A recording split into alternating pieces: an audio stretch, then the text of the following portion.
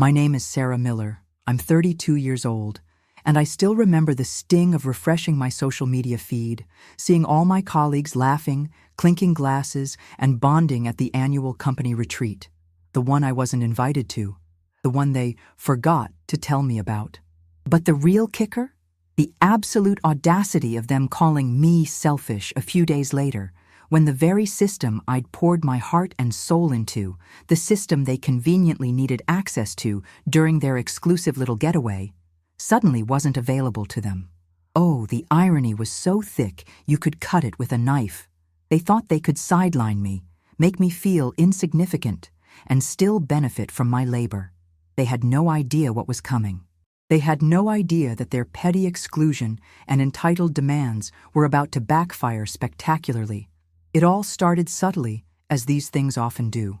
Little comments here, missed meeting invites there. I was the lead developer on Project Nightingale, a revolutionary internal management system that was set to streamline our entire company's workflow. I designed it, I coded it, I debugged it late into the night, fueled by lukewarm coffee and the belief that my work spoke for itself. I genuinely loved what I did, and Nightingale was my baby. I'd spent nearly 2 years on it, often sacrificing weekends and evenings. My boss, Mr. Henderson, would publicly praise the idea of Nightingale, but when it came to acknowledging who was actually building it, my name was conveniently omitted more often than not. Instead, the credit usually drifted towards Mark, the golden boy of the department, who was brilliant at taking credit, but not so much at, well, actual work. The company retreat was a big deal. 2 days at a fancy resort, workshops, team-building activities, the whole 9 yards. Everyone in my department was buzzing about it for weeks. I kept waiting for the email, the tap on the shoulder, the casual mention. Nothing. I even casually asked my deskmate, Chloe, if she'd gotten the final itinerary. She looked at me with a strange, pitying expression and mumbled something about it being probably just for senior staff this year. Senior staff? I was leading the company's most critical internal project. But then I saw the intern, fresh out of college, packing his bag, excitedly talking about the zip lining. That's when the cold dread started to settle in. I didn't want to make a fuss. Maybe it was an oversight. So I discreetly asked HR. They gave me a vague, uncomfortable answer about limited spots and departmental discretion. Departmental discretion. That meant Mr. Henderson. The same Mr. Henderson who, just the week before, had presented my preliminary Nightingale success metrics to the board as if they were his own personal triumph. The exclusion wasn't an oversight, it was a statement. I wasn't one of them. I wasn't part of the in crowd. My contribution was valuable, but I wasn't. The message was loud and clear. It hurt more than I care to admit. It felt like a deliberate, calculated move to diminish me. Have you ever been deliberately left out? Or had your hard work completely taken for granted, only to be blamed when things go wrong for those who excluded you? It's a gut-wrenching feeling, isn't it? Share your story in the comments below. Let's talk about it. And hey, if you want to see how this particular story of corporate backstabbing unfolds, make sure you subscribe, because you won't want to miss the fallout. So, picture this. I'm at home that weekend, trying to distract myself, seeing the Instagram stories pop up. Team selfies, motivational quotes overlaid on pictures of the resort's infinity pool, Mark giving a thumbs up next to Mr. Henderson during what looked like a celebratory dinner. Each post was like a tiny paper cut. And then, on Saturday afternoon, my phone started buzzing. A frantic email from Mark, CCing Mr. Henderson and the entire department, or at least the entire department that was at the retreat. Sarah, urgent! Nightingale access is down. We need it for the strategy presentation. What's going on? My first thought was, oh, now you remember my name. My second was a surge of pure, unadulterated anger. They couldn't even be bothered to invite me, to include me, but the moment their precious retreat activities were threatened because they couldn't access my system, I was suddenly indispensable. The hypocrisy was astounding. I'll tell you exactly what happened with that system access, and how their little getaway turned into a masterclass in why you should never, ever underestimate the quiet ones. But that's a story that deserves its own spotlight. They called me selfish for what happened next. Selfish. After everything. Little did they know, their accusation was the spark that lit the fuse for a reckoning they never saw coming. To really understand why that selfish accusation cut so deep, you need to know it wasn't just about the retreat. That was just the tip of the iceberg, the most blatant example of a pattern that had been grinding me down for years. Working under Mr. Henderson and alongside Mark was a masterclass in धीरे धीरे अपनी आत्मा को कुचलते हुए देखना. Watching your soul get slowly crushed. I'll translate that. Watching your soul get slowly crushed. Mr. Henderson, our department head, had this uncanny ability to hear only what he wanted to hear, and usually that came from the loudest, most confident voice in the room, which invariably belonged to Mark. Mark wasn't a bad guy in a kick puppies sort of way, but he was ambitious to a fault and utterly shameless about whose shoulders he'd climb on to get ahead. He was the king of corporate buzzwords and PowerPoint presentations that looked impressive, but were usually built on foundations I'd laid. I remember the early days of Project Nightingale. I'd spent months mapping out the architecture, sketching flowcharts, and writing the initial proof-of-concept code. I presented it in a team meeting, full of hope and excitement. Mr. Henderson nodded, said, "Interesting," and then, a week later, at a divisional meeting I wasn't invited to, he announced, "Our new flagship project," with Mark standing beside him, beaming, as if he'd conceived the whole thing during his morning commute. Mark had volunteered to help Henderson articulate the vision, which apparently meant taking my detailed schematics, adding a few more colorful slides, and slapping his name on it. I found out from a colleague who'd been in that meeting. When I tried to gently clarify my role to Mr. Henderson later, he just waved his hand dismissively and said, Yes, Sarah. Good groundwork. Mark is really taking the lead on driving this forward now. Excellent initiative from him. Groundwork." Like I was just tilling the soil for Mark to plant his flag. It became a running theme. I'd solve a complex coding problem that had stumped everyone else, working late, sometimes through the night. The next morning, Mark would somehow be the one updating Mr. Henderson on the team's progress in resolving the issue, conveniently forgetting to mention my name or my sleepless night. Once, a critical server crashed right before a major client demo. I was the only one who knew the legacy system well enough to get it back online. I remember my hands shaking as I typed, the pressure immense. I fixed it with minutes to spare. Later, I overheard Mr. Henderson congratulating Mark on his cool head under pressure and quick thinking. Mark just smiled and said, "We all pulled together, sir." We, the royal we, apparently. And it wasn't just credit. It was opportunities. When a spot opened up for a prestigious industry conference, one directly related to the technologies I was using for Nightingale, I put my name forward. Mr. Henderson said the budget was tight. A week later, Mark was posting selfies from that exact conference. Apparently, the budget wasn't too tight for him. He came back with a vague summary of key takeaways that sounded suspiciously like the brochure blurbs. There were the smaller daily slights, too. In meetings, if I offered a technical solution, Mr. Henderson would often look to Mark for validation, as if my expertise needed a male interpreter. "Mark, what are your thoughts on Sarah's suggestion?" Mark would then repeat what I said, maybe rephrasing it slightly, and Henderson would nod sagely. "Excellent point, Mark. Glad you caught that." It was infuriating, like being gaslighted in slow motion. I started to doubt myself, wondering if I was somehow explaining things badly, if I wasn't assertive enough, or too assertive. It was a constant, draining battle against invisibility. I tried to speak up a few times. I requested a one-on-one with Mr. Henderson to discuss my career path and my contributions to Nightingale. He listened, or pretended to, then told me I needed to be more of a team player and focus on supporting the department's goals, which, in his mind, clearly meant supporting Mark. He implied I was being too sensitive, too focused on individual recognition. It was a classic deflection. He didn't want to address the favoritism. He wanted me to shut up and keep coding. The worst part was, I loved the work itself. Nightingale was complex, challenging, and I knew it was good. I poured all my frustration and energy into making it perfect, into making it undeniable. I told myself that the quality of my work would eventually have to speak for itself, that eventually even Mr. Henderson and Mark wouldn't be able to ignore it. But with every stolen idea, every overlooked achievement, that hope dimmed a little more. The environment was toxic. It rewarded schmoozing over substance, presentation over production. And I was not a schmoozer. I was a builder. And in that company, builders were apparently just the uncredited, uninvited, and easily forgotten foundation. The retreat was just the final public confirmation of what I'd been feeling for years. I was useful, but not valued. My work was essential, but I was expendable, or so they thought.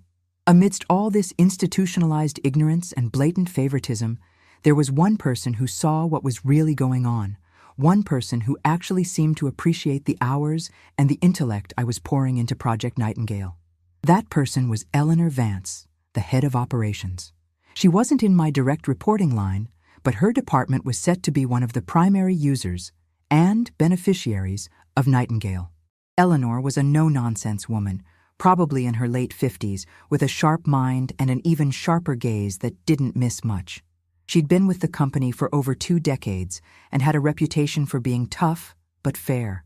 Unlike Mr. Henderson, who seemed to float on a cloud of buzzwords and golf games, Eleanor was always in the trenches, understanding the nuts and bolts of how the company actually ran.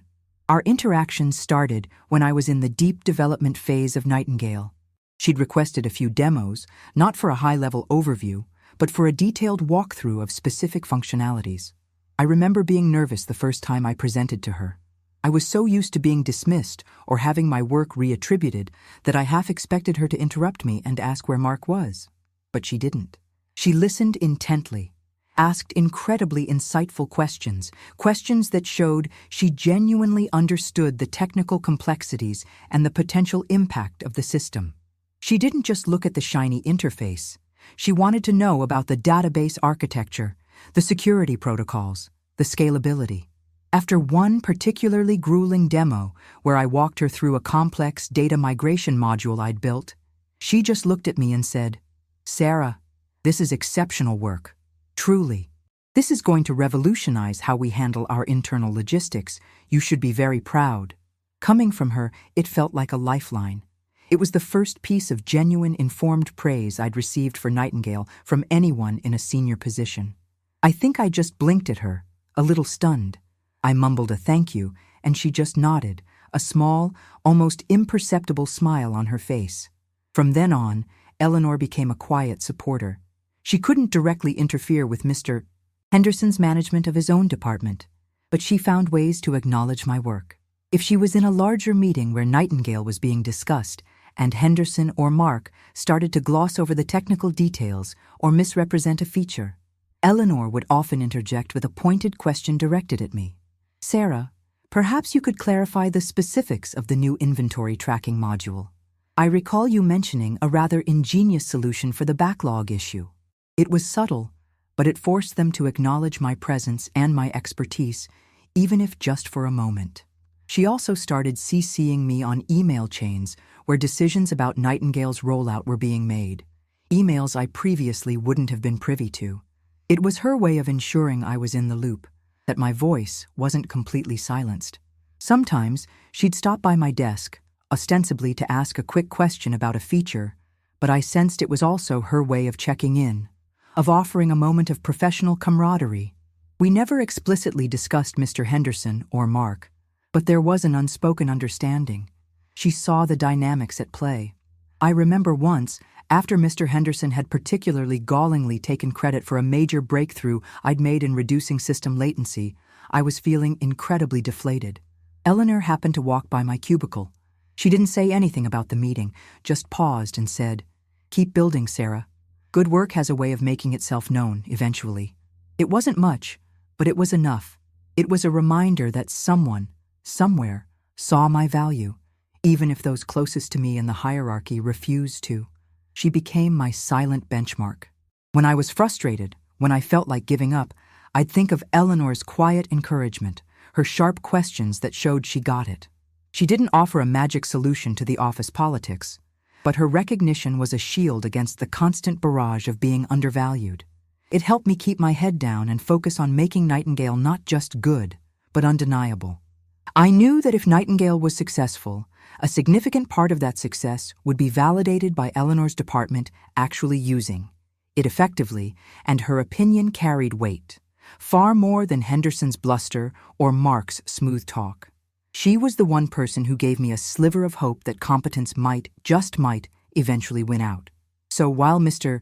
Henderson and Mark were busy taking victory laps for milestones I'd actually achieved, and while the department was buzzing about who was going to share a golf cart with whom at the retreat, I was doing something else. I was channeling all that frustration, all that sidelined energy, into making Nightingale not just functional, but fortress-like. And, more importantly, I was preparing for a future where I wouldn't be so easily dismissed. The exclusion from the retreat, as hurtful as it was, became a strange kind of catalyst. It was the final, undeniable proof that I couldn't rely on them for recognition or even basic professional courtesy. So, I decided to rely on myself. While they were sipping cocktails by the pool, I was at home, not just sulking, though there was a bit of that, I'm human, but meticulously reviewing Nightingale's architecture, its security protocols, and its administrative controls. You see, Project Nightingale was my brainchild from start to finish. I had designed its core. I knew every line of code, every database call, every potential vulnerability. And as the lead developer, I had, by necessity, ultimate administrative access. This wasn't something I lorded over anyone. It was simply a requirement of the development and deployment process. I had set up user accounts for testing for departmental heads like Mr. Henderson and Mark, by extension, since Henderson usually just delegated anything technical to him, and for key personnel in operations like Eleanor. But the master keys, so to speak, were still firmly in my possession. In the weeks leading up to the retreat, as the snubs became more frequent and the casual dismissals of my work more galling, a quiet resolve had started to build in me. It wasn't about sabotage, not initially. It was about self-preservation and ensuring the integrity of my work. I started documenting everything. Every contribution, every ignored email, every instance of credit being misattributed. I built a private repository of all my original design documents, my code commits, my performance benchmarks. It felt like building a case, though I wasn't sure for what court. But the real work, the silent rise, as you might call it, was happening on a different front. I realized that being technically brilliant wasn't enough in that environment. I needed leverage, I needed options. So, while they were patting each other on the back, I was quietly networking outside the company. I updated my portfolio. I started talking to recruiters, just to see what was out there. I attended a couple of online industry workshops, not the flashy conferences Mark favored, but deep-dive technical sessions where I connected with peers who actually understood and valued the kind of complex system architecture I was building with Nightingale. One of those connections led to a tentative conversation with a tech startup, a smaller, more agile company that was looking for someone with exactly my skill set to lead a new product development. It was just an initial chat, nothing concrete, but it planted a seed. It reminded me that there were places where my skills would be the main event, not a footnote to someone else's PowerPoint. And then there was Nightingale itself. As the sole architect, I had built in certain administrative features for security and maintenance. These weren't secret backdoors, but robust controls that any well-designed system should have. For instance, access logs were meticulously kept. User permissions were granular and could be managed centrally. And crucially, there was a feature for emergency system lockdown or for revoking access in case of a security breach, or say, if an administrator account was compromised. This was standard best practice. I had even documented these features in the technical manual that, I suspected, neither Henderson nor Mark had ever bothered to read. So when that frantic email from Mark landed in my inbox on that Saturday afternoon, Nightingale access is down, urgent. I wasn't entirely surprised that they couldn't figure it out themselves. They had been so busy basking in the reflected glory of the system that they hadn't bothered to understand its inner workings. They knew how to use the pretty dashboard I'd designed, but the engine room, that was still my domain. And I knew with a chilling certainty that the system wasn't down because of a technical fault. It was down because I had, with a few calm, deliberate clicks from my laptop at home, initiated a temporary administrative lockout of all non-essential user accounts, including theirs. It was a security measure, you see. With the key developer, me, not present and unable to monitor system activity during a period when the office was largely empty, it seemed prudent to ensure no unauthorized access or accidental misconfigurations occurred, especially when the primary users were, shall we say, distracted. They thought I was just the quiet coder in the corner. They thought I was someone they could ignore, exclude, and take from without consequence. They were about to learn that the person who builds the house also knows exactly where all the load-bearing walls are and, more importantly, holds the keys to every single door. My silent rise wasn't just about personal development. It was about understanding the power I already held and finally being ready to use it. The frantic emails and calls continued sporadically throughout Saturday evening and Sunday morning. I let them go to voicemail. I watched a movie. I ordered takeout. For the first time in months, I felt a sense of calm, a quiet control. They were panicking at their luxury retreat, their strategy presentation in jeopardy. All because the system they took for granted, the system built by the woman they excluded, wasn't at their beck and call. Monday morning, I walked into the office with a carefully neutral expression. The atmosphere was thick with a mixture of post-retreat exhaustion and barely concealed panic. Mr. Henderson and Mark were huddled in Henderson's glass-walled office, looking stressed. As I passed, Henderson caught my eye and beckoned me in, his usual bluster noticeably deflated. "Sarah," he began, his voice strained. "This Nightingale situation over the weekend, it was a disaster. We couldn't access anything. Mark tells me you weren't responding to his calls or emails." He was trying for authoritative, but there was a tremor of desperation. Mark, ever the sycophant, chimed in. "Yeah, Sarah, it was pretty critical. We had the whole strategy session planned around those Nightingale projections. It made us look really unprepared." He had the gall to sound accusatory. I let the silence hang for a moment before replying, my voice even and calm. "Mr. Henderson, Mark, I was not at the company retreat, as you know.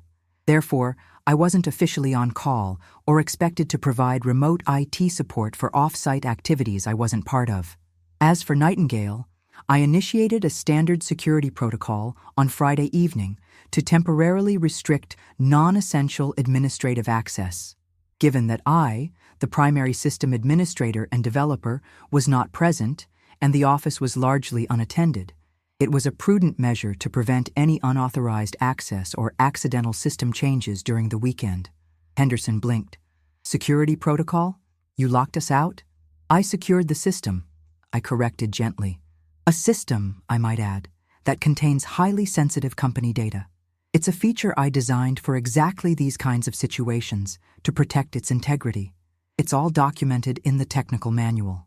I paused, then added, "Which, of course, you've both read thoroughly." Mark flushed slightly. Henderson looked flustered. "Well, yes, but this was an emergency. You should have made an exception. Your lack of team spirit here, Sarah, frankly, it's selfish." There it was, the word, selfish. A small, cold smile touched my lips. Selfish? "Mr. Henderson, for 2 years, I have poured my life into Project Nightingale. I've worked nights, weekends, holidays. I designed it, I built it, I debugged it, often with little to no support and certainly with very little recognition. This system is my intellectual property, my creation. Being excluded from a team event while still being expected to provide round-the-clock support for that team is what I would define as a rather one-sided expectation of team spirit." Just then, as if on cue, Eleanor Vance walked past Henderson's office, paused, and then stepped in. "Everything all right in here, David?" she asked, her eyes flicking from Henderson to Mark, then to me. Henderson seemed to grasp at her presence like a drowning man. "Eleanor, Sarah here decided to lock us out of Nightingale all weekend, sabotaging our retreat presentation." Before I could respond, Eleanor raised an eyebrow. "Locked you out, David? Or secured the system because the lead developer and administrator wasn't present?" I seem to recall Sarah mentioning those security protocols during one of her very thorough demos for my team. In fact, we in operations were rather impressed by the foresight. "It ensures system stability, doesn't it, Sarah?" I nodded. "Precisely, Eleanor. It prevents unauthorized or untrained personnel from inadvertently causing issues, especially when direct oversight isn't available. I looked directly at Mark. Like, for example, someone trying to run complex data queries without understanding the underlying architecture and potentially crashing a server. Mark's face went from red to a pasty white. I knew from the system logs, which I had, of course, reviewed Sunday evening, that there had been several failed, clumsy attempts to access restricted data modules just before the system-wide lockout took effect. He'd been phishing. Henderson looked back and forth between me and Eleanor, his bluster completely gone. But the presentation, I said, my voice gaining strength, could have proceeded smoothly if the team responsible for it had either included the system's architect in their team event or had taken the time to understand the system they were relying on. Or perhaps, if credit for the system's development had been accurately attributed all along, then maybe the person responsible for its functionality might have felt more inclined to be a team player. I then pulled out a slim folder from my bag. Speaking of which, Mr. Henderson, while we're on the topic of Project Nightingale and its development, I have something for you. I placed the folder on his desk. This is my formal resignation. My last day will be in 2 weeks. I've accepted a position as head of product development with a new tech firm. They seem to value creators and innovators. The silence in the room was deafening. Henderson's jaw literally dropped. Mark looked like he'd seen a ghost. Eleanor, however, had a very faint, almost proud smile playing on her lips. And one more thing, I continued, turning to look directly at Henderson, then Mark. Project Nightingale. As you know, I built it from the ground up. The core architecture, the proprietary algorithms for data analysis, the user interface design, it's all meticulously documented, and it's all mine. While the company owns the deployed instance, the intellectual property for the unique structural design and specific innovative modules remains with its creator unless explicitly signed over, which I never did. I let that sink in. The version you're currently using is, shall we say, the Sarah Miller edition, without its architect to maintain and upgrade it, or to train anyone else on its more intricate, undocumented features. Well, good luck with that. Perhaps Mark can take the lead on driving it forward.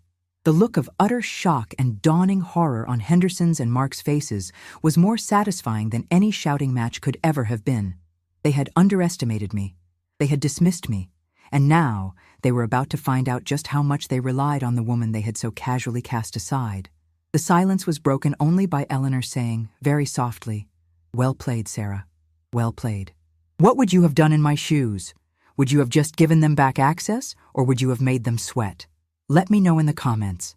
And if you're enjoying this story of a well-deserved corporate takedown, please hit that like button. It really helps the channel." The immediate aftermath of my announcement was pure, unadulterated chaos, at least for Mr. Henderson and Mark. Henderson went from stunned silence to sputtering protests, then to desperate pleading. "Sarah, we can talk about this. A raise? A promotion? What do you want? We need Nightingale. We need you." I just looked at him, my expression unreadable.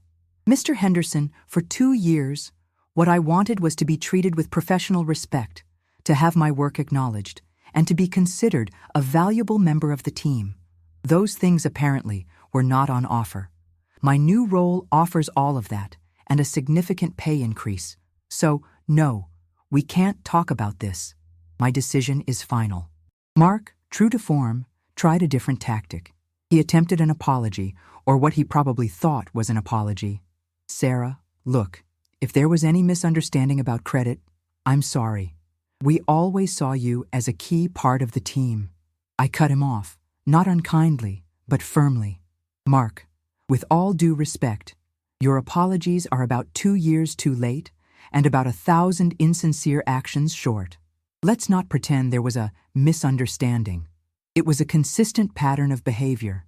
And no, you didn't see me as a key part of the team, or I would have been at the team retreat, wouldn't I?" He had the decency to look away. Eleanor, bless her, stepped in to manage the fallout. She calmly explained to Henderson that my claims about intellectual property were likely very solid, especially given the lack of a specific IP assignment agreement for Nightingale's core design, a common oversight in companies that undervalued their tech talent. She also pointed out that trying to strong-arm me or badmouth me would only make the company look worse, especially since operations, a critical department, was now heavily reliant on a system whose architect was walking out the door due to mismanagement. My remaining 2 weeks were interesting. Suddenly, I was the most popular person in the department. People who had barely acknowledged my existence before were now stopping by my desk, asking if I needed coffee, offering to help with the transition. Mr. Henderson assigned Mark the task of learning everything Sarah knows about Nightingale. It was almost comical watching Mark, who had previously only cared about the flashy front end, try to grapple with the complex back-end architecture and my meticulously organized but highly technical documentation. He'd come to me with frustrated questions, and I would answer them politely, factually, but without going the extra mile I once would have. I was professional, but the well of my goodwill had run dry. I did, however, work closely with Eleanor's team to ensure they had a stable, functional version of Nightingale and understood its core operations as much as possible from a user perspective. Eleanor herself was a rock. She expressed her regret that the company was losing me, but also her immense pride in how I'd handled the situation. "You taught them a valuable lesson, Sarah," she said to me on my last day. "Though I doubt Henderson will ever truly understand it.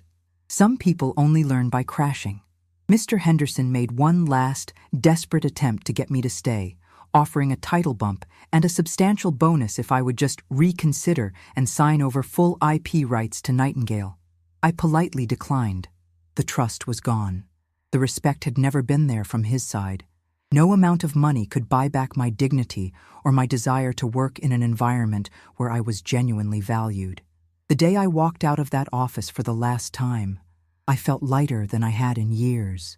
There was no sadness, only a profound sense of relief and anticipation for what came next. I left them with the Sarah Miller edition of Nightingale. I restored their access, of course, as per my professional obligations during my notice period, but I didn't provide any custom tools for future development. No deep dive training beyond the basics for Mark, and no roadmap for its evolution. They had the system, but they had lost the architect. They had the car, but the master mechanic had just walked away, taking her specialized tools and unique knowledge with her. The power dynamic had shifted completely. They had called me selfish for protecting my work and, by extension, myself. But what was truly selfish was their entitlement, their expectation that they could diminish and exclude someone while still feasting on the fruits of their labor. They learned the hard way that competence, especially when consistently undervalued, has a way of finding its own leverage. And sometimes, the quietest person in the room is the one holding all the cards. Looking back, that whole saga with Mr. Henderson, Mark, and Project Nightingale was a painful but incredibly clarifying experience. For years, I had internalized their dismissiveness, questioned my own worth, and tried to shrink myself to fit their narrow expectations. I thought if I just worked harder, was quieter, made fewer waves, eventually they'd see my value. But that's not how it works with people who are determined to overlook you, is it? They don't suddenly wake up and appreciate what they've taken for granted. Sometimes you have to show them. The selfish accusation, which was meant to shame me into compliance, actually became my badge of honor. It was the moment I realized that standing up for myself, protecting my work, and refusing to be a doormat wasn't selfish. It was self-preservation. It was about recognizing my own value when others wouldn't. True empowerment isn't about waiting for someone to give you power. It's about recognizing the power you already possess and having the courage to wield it, especially when it's inconvenient for those who have benefited from your silence. My new job is a world away from that toxic environment. I lead a team of talented developers. My ideas are not just heard, but actively sought, and I get full credit for my contributions. It's amazing how much more creative and productive you can be when you're not constantly fighting for basic respect. Project Nightingale, or rather the core concepts I developed for it, became the foundation for a new, even better system at my current company. One where my IP is properly recognized and valued from day one. I still hear whispers about my old company. Apparently, Nightingale started having issues a few months after I left. Without anyone who truly understood its architecture, bug fixes became nightmares, and enhancements were out of the question. Mark, I heard, struggled massively and eventually moved to a different department. Mr. Henderson faced some serious questions from upper management about the project's sustainability and his handling of key personnel. It seems Eleanor's prediction about some people only learning by crashing was quite accurate. This journey taught me that your worth isn't determined by those who try to diminish you. It's inherent. It's in your skills, your passion, your integrity. Sometimes, the greatest act of empowerment is walking away from situations and people who refuse to see that worth, and building your own damn table instead of waiting for a seat at theirs. It's about knowing when to be the quiet worker bee, and when to reveal that you also have a sting, and you're not afraid to use it to protect what's yours. So, what about you? Have you ever had to reclaim your power in a toxic work environment or any situation where you were made to feel small? What was your turning point? I'd love to read your stories of resilience and triumph in the comments below. Sharing our experiences is how we show each other that we're not alone in these battles. And if my story resonated with you, or if you just love a good tale of overdue justice, please consider subscribing and hitting that notification bell so you don't miss the next story of an epic comeback. Your support means the world and helps more people find these stories of empowerment. Remember, know your worth and never let anyone else define it for you.